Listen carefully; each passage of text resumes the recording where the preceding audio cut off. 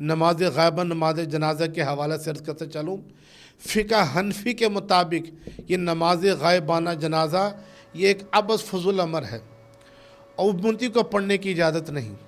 جنازہ غائبانہ پڑھنا جو رسول اللہ نے پڑھا نجاشی کا، یہ آپ کا خاصہ تھا اور آپ ہی کے ساتھ خاص ہے، امتی کو پڑھنے کی اجازت نہیں ہے۔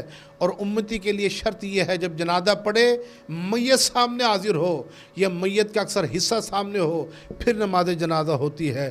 اس بات کو سمجھانے کے لیے دیکھیے نبی کریم صلی اللہ علیہ وسلم کے دور کے اندر بھی سرائے لڑے گئے، غزوات وہ جس میں رسول نے خود شرکت کی، سرائے جس میں صحابہ کا لشکر بنا کر بھیجا، دور دراز سرائے لڑے گئے، صحابہ شہید ہوئے، کسی کا نماز غائبانہ پڑھنا ثابت نہیں۔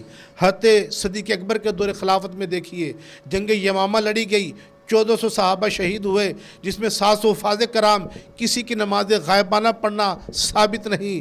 حضرت عمر فاروق اعظم کے دور کو دیکھیے، آپ کے دور کے اندر فتوحات زیادہ ہوئی، زرعی دور تھا، لیکن دور دراز صحابہ شہید ہوئے لیکن کسی کی نماز غائبانہ پڑھنا ثابت نہیں۔ حضرت عثمان غنی کا دور اور حضرت علی کے دور میں دیکھے جنگیں ہوئی، کسی کے نماز غائبانہ پڑھنا ثابت نہیں۔ یہ اس بات کی دلالت کرتا ہے کہ غائبانہ نماز جنازہ پڑھنا یہ رسول اللہ کا خاصہ تھا، امتی کو پڑھنے کی اجازت نہیں، وہ صرف بڑھے گا تب جب سامنے ہوگا۔ اور خاصہ سمجھانے کے لیے ایک مثال دوں، جیسا کہ 4 سے زیادہ شادیاں کرنا یہ نبی کا خاصہ ہے، امتی کو اجازت نہیں۔